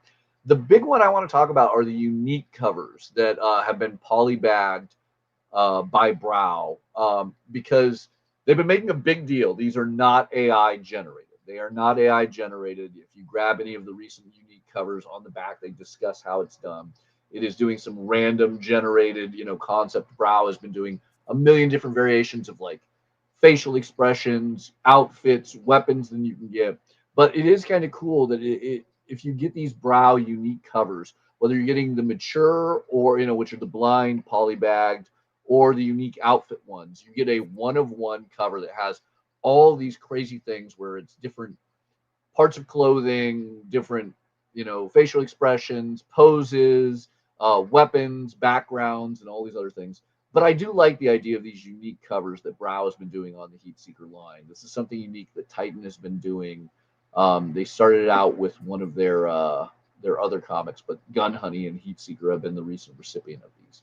So if you want a fun, unique thing. In the old days, they would do this by taking what they would call onion skin and putting it over the book, over a page, right? They'd draw a page, and then on onion skins, they'd draw a bunch of different facial expressions, they'd draw a bunch of different guns, they'd draw a bunch of different clothes, lay it on, scan it in, color it, and print it. Yeah. Right? This is done digitally where the way I understand it is that the facial expressions, the clothes, the guns, they're all drawn separately. Mm-hmm. And then just layers turned off and on for each cover. So you're getting each random cover. So you're getting a unique piece, but it's not like they're having to generate a million pieces. They're generating 30 guns and then just swapping out what's in the hand, right? Yeah. They're generating 30 pairs of shoes and just swapping out what kind of shoes she's wearing. Yeah. So fun little treat to add on top of the incredible pulp noir that Charles Ardai has been bringing issue after issue from Gun Honey and Heat Seeker. I mean, obviously it's getting, rave reviews from everyone, from some of the top pulp noir, writers such as Max Allan Collins. Obviously you got that great Ed Brubaker quote on the top of this one. Dwayne Swarzynski, they're all talking it up, which says this is something, if you like that pulp noir, you should be reading. I'm waiting for the David Avalone quote on this. But yeah, Heat Seeker, fun book. So if you want those crazy unique covers, get your FOCs in now. Otherwise, the regular covers will be on FOC next Monday. Another big one. You talk it up, local comic shop day. I mean, you've got to be a Hero Bear and the Kid fan, right, Kyle? Oh, sure. I mean, I'm a fan of anything where animals do people things. And if an animal's going to wear a cape and be a superhero, just shut up and take my money. Yeah. Mike Kunkel has been writing and drawing these comic characters for quite some time. And I love that we are getting a local comic shop day exclusive to hopefully drive kids into the shop, or while you're driven into the local comic day event, you can pick up something for the kid in your life. And Mike Kunkel's Hero Bear and the Kid is a great way to do it. Mm-hmm. Right next to that, can we talk about Hirschfeld Sondheim for just a second? Please, let's do it. So this is collected by David Leopold, but Al Hirschfeld drew portraits of Stephen Sondheim for like 25 years. And this is a number of those portraits collected together. They're from different musicals Sondheim did. And it was from him being at the pit, being at the rehearsals, working on these musicals. So they're all portraits of Sondheim throughout the years. If you have a friend or a family member who is a musical theater lover, especially alternative and weird musical theater, this is going to be something that's great for them because these pieces actually are designed to pull out to be framed. So they're full size, like 11 by 17s, that can be pulled out and framed and hung on a wall. So I just thought this was an interesting thing to mention, in that it's not quite traditionally what we would cover on the show. It's not quite traditionally what you would see in your local comic shop. But again, it's this medium of comics extends so far beyond what we think of that it now is including the guy who wrote Assassins. Yeah. Well, I mean, and on top of that, it's that fun thing that we now get to see on FOC, because these weren't necessarily things that you didn't find through Diamond Distribution, but you definitely didn't see on their Final Order Cutoff. Now, thanks to Penguin Random House and Lunar, we'd see wonderful things like this, or crazy things like that Disneyland or Disney Parks, dessert cookbook, and all these other wonderful things that just can remind you, your local comic shop, not only do they have a wonderful array of amazing comics, but if you talk to them before Final Order Cutoff, even if your local comic shop might not have normally carried these type of items or these type of cookbooks, they can order them if you let them know. And that just makes your local comic shop, once again, an even greater place where you can get an even more diverse array of amazing items. You just got to reach out to your local comic shop and let them know you want them. For sure. All right. And Antarctic Press is back now, thanks to massive sub distribution through Lunar. You can get wonderful Antarctic Press titles like the Innkeeper one shot. In fact, there's even Lunar exclusive versions you can get. Again, a lot of fun things coming up. It Killed Everyone But Me over at Mad Cave. Love Struck from AMP. You can even get wonderful McFarlane statues like a J. Scott Campbell Mara to go along with that incredible Aquaman series that DC is putting out. And I mean, who's going to say no to a J. Scott Campbell statue? Not going to lie, I already own a Mara statue. I think it was an art germ based design, and now I might have to buy another, with the J. Scott Campbell. So a lot of fun things continuing on. A lot of things you can check out at Lunar Distribution. Big one I got to point out. Speed Racer was definitely big with David Pepos doing it at Mad Cave. So now we get the big ally / antagonist of Speed Racer, the mysterious Racer X. Mark Russell is writing this. So, I mean, he's been great with these nostalgia revivals, everything from Flintstones onward. So now the mysterious Racer X. Are you hyped on this one? I am, but the thing I'm most excited for is when they finally cross over. Yes. Like, I'm excited to have Racer X, don't get me wrong, but like the thing I'm waiting for is the Racer X Speed Racer crossover that Mark Russell and David Pepos are going to wind up working. I'm sure they're going to wind up collaborating on. That's going to be nuts. Yeah. And I mean, once again, I love these Sean Galloway. Sean Galloway's been doing like the Saturday morning style cartoon ones over at Marvel. I liked his Speed Racer one. This is an unlockable variant, so not all retailers are going to get it, unfortunately. That's a retailer to see if it is. But I know that is one I want, is that Sean Galloway Racer X. I wish it wasn't gated, but check with your retailer. They might be getting it. What the price might be, you're going to have to talk with them, but Sean Galloway, Speed Racer, awesome. Just fun stuff. Look at the cute little chibi Speed Racer and Racer X in that bottom right-hand corner. I love it. So, as I mentioned earlier, also great Tony Fleets and Trish Forrester covers. They're doing a Stray Dogs-esque Radiant Black. So Radiant Black, number 37 ratio variant, done in that dog style that Trish and Tony love to bring us. I love that Kyle got this commission for the ratio variant. I just wish it wasn't a 1 in 20 variant. So reach out to your local comic shop to see if it's available. Another big one we got to talk about, spinning out of Hush 2, the big Batman Jeff Loeb Jim Lee event, is a brand new Red Hood series. And while it just says Red Hood, it's got a major player in the supporting character of Huntress. I am loving this. I think it's awesome. It is a mature Jason Todd tale in Red Hood. And it does not take place in Gotham. So this will be an interesting one. Red Hood and Huntress in the new Red Hood ongoing series by Gretchen Felkner Martin. Some awesome ones. A lot of great covers on it, too. A lot of great covers. One of them made it to our top 10, right, Kyle? I believe so. Yeah. So another big one I got to talk about is Red Coat, because this one is big. It's going to have the first prelude hint of Brad Metzer's first Ghost, but it also a Meltzer. huge moment. Sorry, what did I say? Oh, yeah, Brad Meltzer. Brad Metzer is what I meant to say. Brad Metzer, one of the few writers in comics who has stayed in the White House multiple times. There's an L. Brad Meltzer. Oh, Brad Meltzer. Am I just pronouncing it wrong? Is that what it is? Yes. Okay. By the way, I don't know if you've seen them, but I've seen the pages. I have. I had to check out that preview. Of course. I mean, on top of it all, it is one of my favorite Ghost Machine stories, Red Coat, and it takes place in an iconic moment in American history, that big battle in 1814, where the British actually took over and controlled a U.S. capital for, mind you, only about like 26 hours. It was an iconic moment because that's the burning of the White House.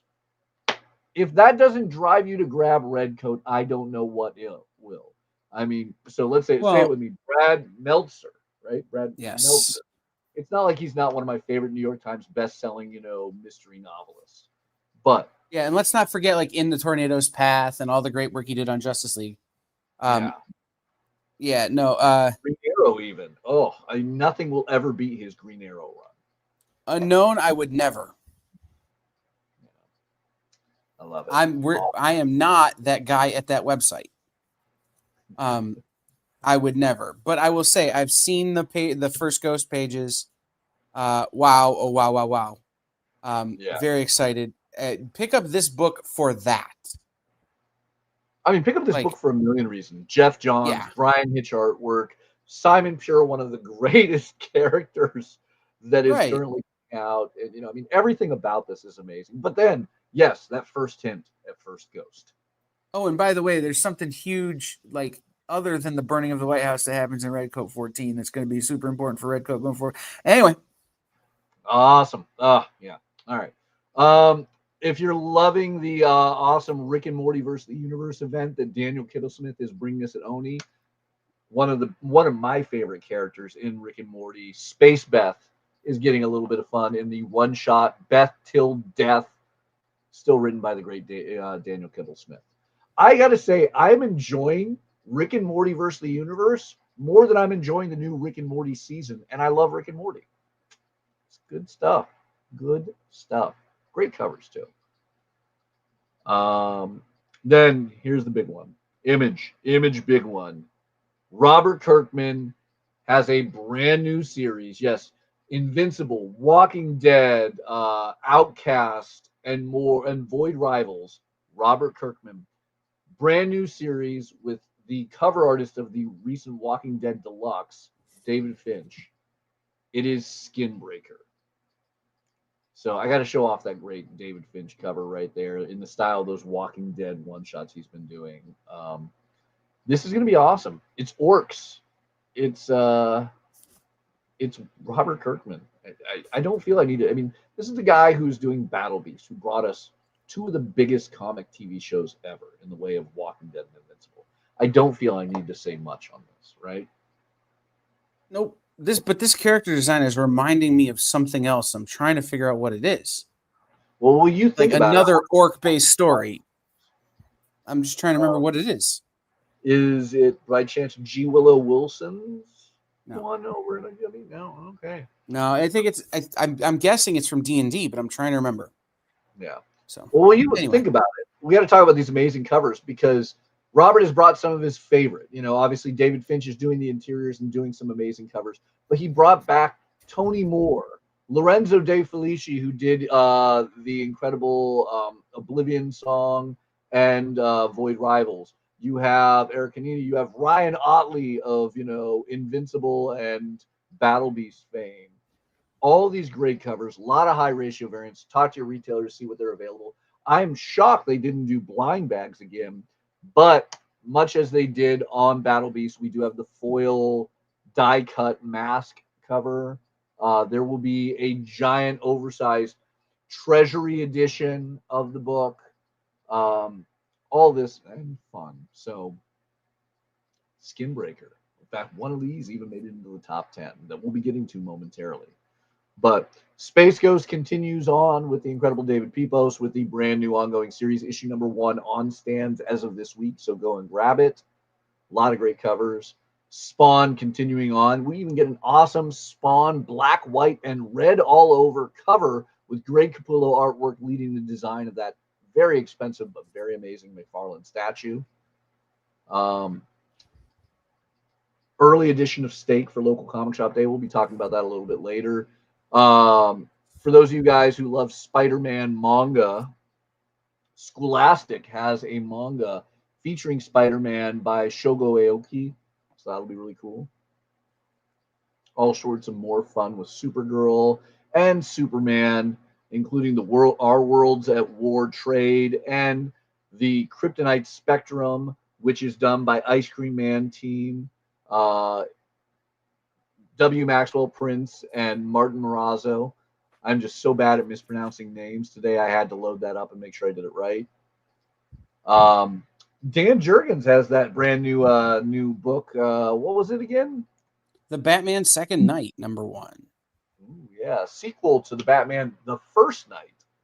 So all sorts of fun there. New 6-issue mini in that black label Prestige Plus magazine format. Batman feeling pulpy, going to be pulpy. Yep, indeed. A lot of great stuff on FOC this week. Perhaps my favorite, I should point out, that this didn't make it into the top 10, but my favorite Thundercats cover to date by Lucio Perillo, featuring our two delightful and romantic protagonists. Lots of fun on there. Lots of Thundercats covered. Transformers kicking it back. Final issue. Actually, I should take a moment. Final issue of Transformers by Daniel Warren Johnson. Daniel Warren Johnson writing his last issue of Transformers before it switches over to Robert Kirkman and Dan Mora. But Daniel Warren Johnson, Jorge Corona, Mike Spicer. This is awesome. Big conclusion to DWJ's epic 2-year run of Transformers. Then we have Trinity, all that fun. Unchosen. If you're not reading in Unchosen, what are you doing? David Marquez is writing and drawing a masterpiece with its penultimate issue that I hope is not the penultimate issue of the overall run. I want Unchosen to be an ongoing series or at least come back for a sequel. Penultimate issue of Unchosen right there by David Marquez. Have you read Unchosen yet, Kyle? I have not. But like I was talking to TJ, my TBR is getting thick, right? Yeah. I'm reading 30 or 40 comics a week, and I'm not keeping up with everything I want to read. So Unchosen is in there, and here's the thing. Like, I have the house to myself for a few days. I'm going to read so many stupid comics, it's not even going to be funny. Like, next to the couch, there's a stack of comics that's about 2 feet tall. I'm going to read them all. All right. Well, you put Unchosen towards the top. I love this. It is. They're super in. They're definitely in there. I'm very excited about it. I've been following this closely.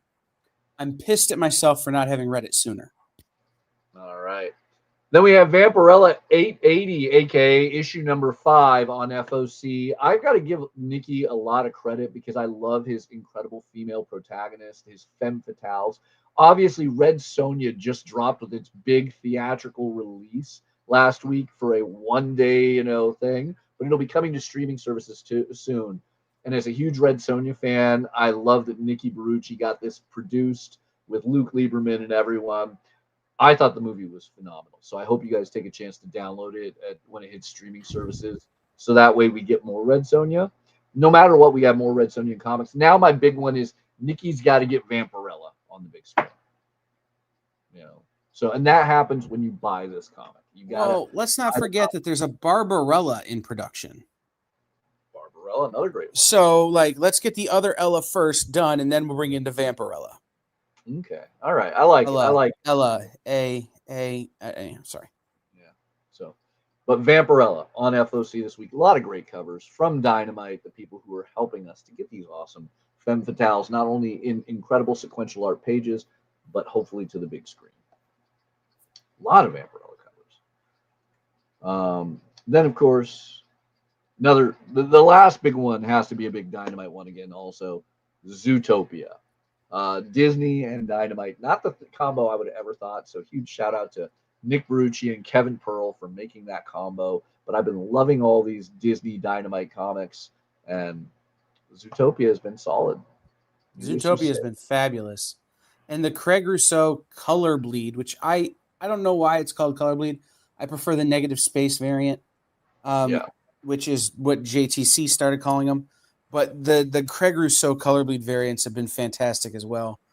This one, I don't remember the name of the lamb. I can't remember her name. Making me nuts. Driving myself nuts. I'd have to get my son in here to do that, but he's in school. Right. All right. Anyway, very excited for this one. I love this cover. So let's do it. Let's talk covers. Let's cut to the top 10. Wrap this week, August 18th, the big Monday FOC. So get all your orders in now with your local comic shop, and then let's talk top 10. So what do we have? First, let's do our honorable mention, Kyle.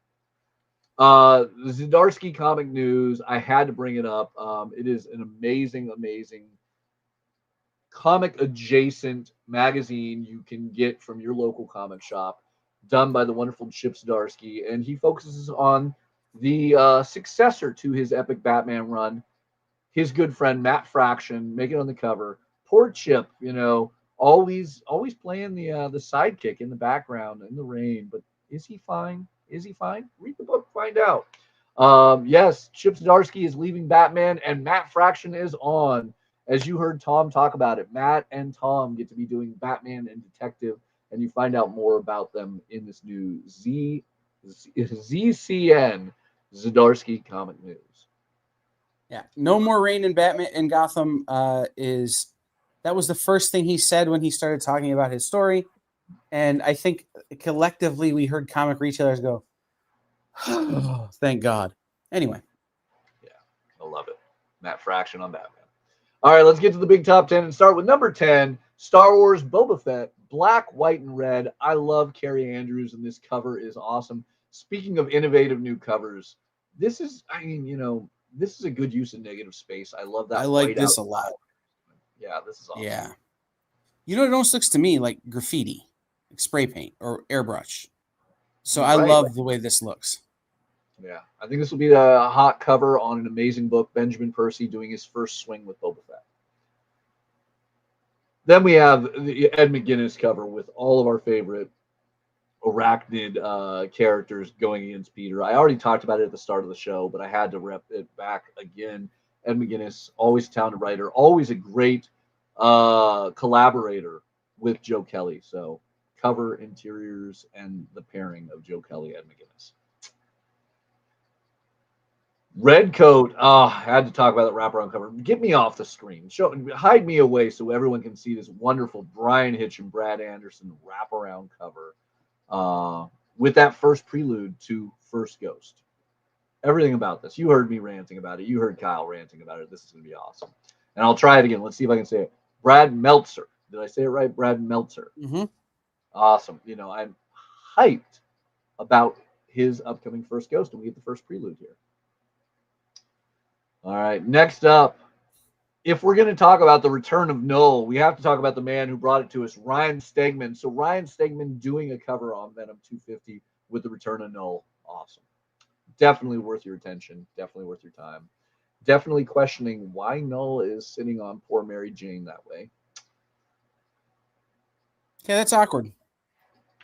Steak. So this is cool. This is an early edition. The book doesn't come out until late October, but for local comic shop day, you can get an early edition with the Kiss Kiss cover of Steak presents Jessamy. If you haven't read Steak, I think this is a great book. I'm happy to see it continuing on over at AMP, and an early preview of this with a beautiful cover exclusive to your local comic shop day, brick and mortar local comic shop. That'll be a fun one. Then, Hugh Young Yom. Yom has been knocking these DC covers out of the park. I think Yom is going to get a lot more attention as their artwork continues releasing. And this foil cover featuring the new Huntress and the new Red Hood outfit for Red Hood #1. Just awesome. All right, so this is one that is a rare one for us, a ratio variant in the top 10. Not every comic shop will be getting it, so please reach out to your local comic shop, see if they are ordering 10 copies, what they'll be charging. But this Joshua Hickson cover of the king himself, Elvis Presley, this is going to be good. Plus, with that Scott Snyder, Josh Hickson backup that will be over the next few issues of Department of Truth, this will be worthwhile. You know, we've talked about this book a bunch, and I haven't done my Elvis impression. I think I should get some credit for that. I'm honestly was waiting for you to do it. Nope. All right. Another one I've been talking throughout this entire show. I cannot express how much C.O.R.T, the Children of the Round Table, hit me, how much it hit my son, how much I love it, that I love it as a retailer. I will have a book I can hand to anyone. And this is, as comic shop retailers, we need to, really make sure there is a future for this industry. As comic fans, I hope you guys are feeling the same way. And this is the book that you can not only pick up and enjoy yourself, but I hope you pick up extra copies of. I truly hope you pick up extra copies of and put them in the hands of young readers. You bring the young readers in to buy their first copy, or you put it in there so it could be their first comic, because this is going to be something that stands out. C.O.R.T, Children of the Round Table, is going to be amazing. I hope it is around for the long run. I hope that Tom and Danielle get to be writing this for the rest of their lives. I hope this expands well beyond 6 issues, but this is a big one. So I had to put Nicoletta Baldotti's awesome cover with all of our Children of the Round Table on there, all holding their various weapons, including that awesome stick that may not be a weapon. Who knows? We'll see. This is awesome. Yeah, this book is going to be amazing. Retailers order big. Readers pre-order and let your retailers know you want to check this out, because this is going to be something, and I love it. Bottled Lightning there. Then some of the best covers in comics recently have been on Tom King's Trinity, Daughter of Wonder Woman. I love the young version of Trinity that wears the Robin outfit, and this is amazing because, let's face it, the Bruce Wayne, Selena Kyle wedding didn't land all that well. This cover does it. So let's do it again with Trinity and see if she can make it last. This is going to be a fun one as Trinity goes after yet another corgi traveling through time to that iconic Batman issue 50 run of the infamous wedding that didn't happen of Batman and Catwoman. Still angry about that. Yeah. Oh yeah, we all are. So let's have Trinity make it work. And then we have, of course, the big new Robert Kirkman book. Robert Kirkman knows how to make those big books. This could be it. This could be your next Walking Dead. This could be your next Invincible, Outcast and more. And how regretful would you be when this hits television or theatrical release if you didn't say you had the #1? Here's your chance. Tell your local comic shop you need Skinbreaker #1 by Robert Kirkman and David Finch. And I think the A covers are always the iconic ones that have that massive aftermarket value. Whether you're a speculator, a reader, a Kirkman fan, a Skybound diehard, this is the book. You've got to reach out to your local retailer and let them know you need alongside C.O.R.T. Children of the Round Table, Skinbreaker #1. Robert Kirkman, David Finch, big one. So that was the top 10 for this week. Get your orders in before Monday, August 18th at your local comic shop. I mean, that's what this is for. Spread this around. Let all your friends know what books they need to be ordering, that they need to be ordering before Monday, before FOC. Kyle, what else do we have on the EXP this week? Well, tonight at 7, Nick is giving away a $4,000 Jay Lee cover. He's just giving That's it a away. thing that's Give it away for free. Yep. Nothing Giving it away do. to celebrate 500 members of the Original Art Experience Facebook group, which is a Facebook group totally devoted to original comic art. Then Nancy will be here at 9. Nancy has some killer books on her show this week, so be on the lookout for those as well. Then next week, we have a full slate of great shows all week. And again, we met with some new content this week, so that'll be coming very soon as well.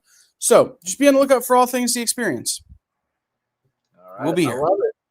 And of course, as always, reach out to your local comic shop. Find your local comic shop. Let them know you want these books before Monday so they can get you them waiting for you.